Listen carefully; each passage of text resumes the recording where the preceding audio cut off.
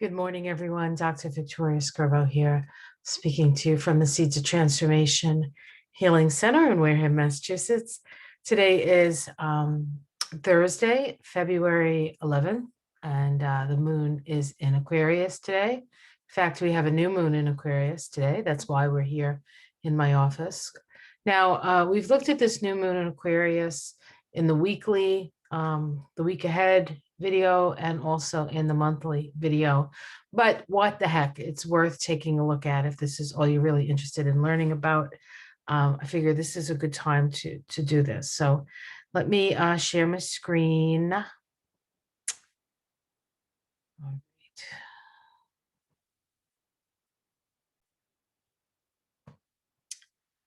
Okay, so hopefully you're seeing this. We're sharing a screen.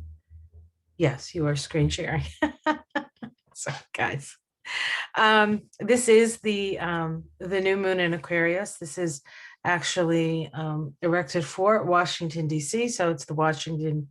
It's where the new moon, how the new moon is situated over Washington, which of course kind of talks about what's going on in the country, because of course Washington, D.C. is the capital. And we can see here that we have a new moon in the sign of Aquarius. It's at 24 degrees of Aquarius. And let me read to you, let's see if I have the book here, the Sabian symbol for 24 of Aquarius. What did I do with my Sabian symbol book? It's always like really close. Oh, here it is right in front of me.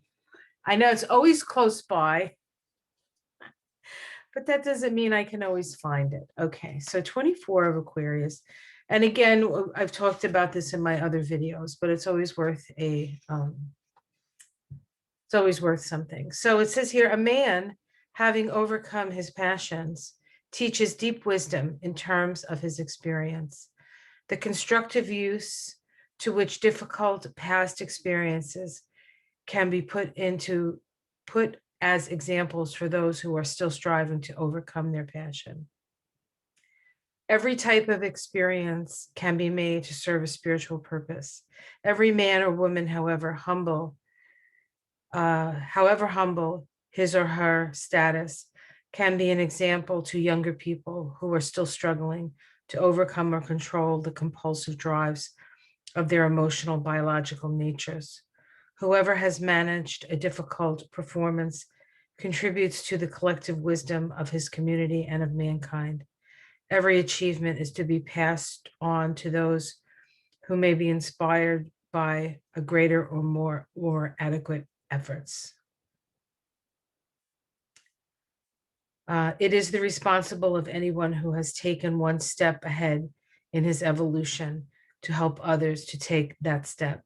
This is true education. And the key word here is communicability.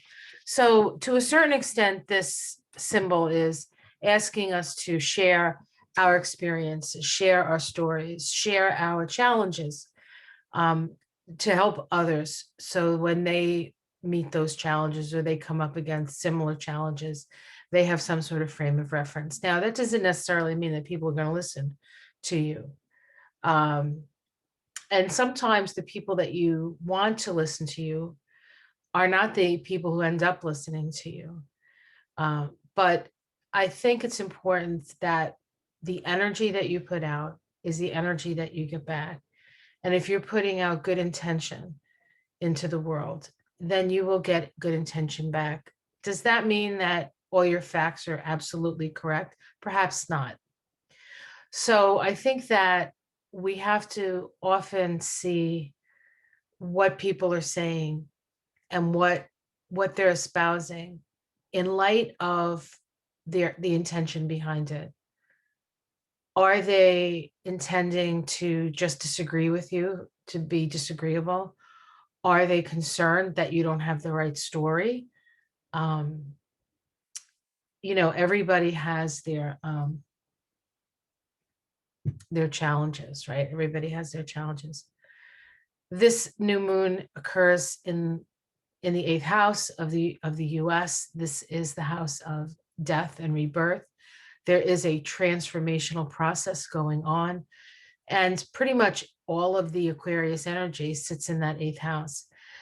The eighth house, as with the fourth house and the 12th house, all water houses, things tend to happen where we can't see them, where we can feel them, but we can't see them. And so we're feeling the change. We're feeling the progressive shift. We're watching things change and move. Or maybe we're just feeling it. It's not quite, we haven't quite seen it yet. Maybe that's more accurate. I think all of the Aquarius planets, except maybe for Saturn, but maybe including Saturn, are what they call under the rays of the sun. They are so close to the sun that you can't see them. And they're obscured by, I think there's a 15-degree orb in that, but I'm not sure. So except for Saturn, perhaps everything else is happening. That's Venus, and that's Jupiter, and that's Mercury. So the mind and the heart and our beliefs are all sort of under the rays of the sun. And Saturn perhaps stands alone, reminding us that in order to see the future or to create the future, we need to have foundations. We need to be responsible. And Saturn and Aquarius, we need to be responsible for one another. We need to be concerned, and we need to care for our fellow citizen, whether we agree with them or not. So, and I think that's just generally true for everybody. So this is an exciting time. I was listening to Achu Baba yesterday, and he mentioned he does more traditional, I think it's called, or Hellenistic astrology. Well, he's very good. So if you have a chance, I'm sure many of you who are astrology aficionados watch him. He gives a lot of good information. He suggested that we might not see the changes and the shifts until we have the full moon in Aquarius, of which I believe we have 2 this year in July. So that being said, know that your intention is important.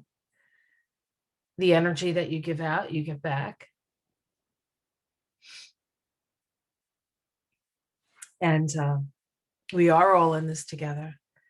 And we can create a different world if we learn how to cooperate and realize that it's not about fighting each other, but it's about loving each other. All right, guys, I hope you enjoyed that little astrology. Have yourself a great day, like and subscribe, and I'll see you again tomorrow. Take care, guys.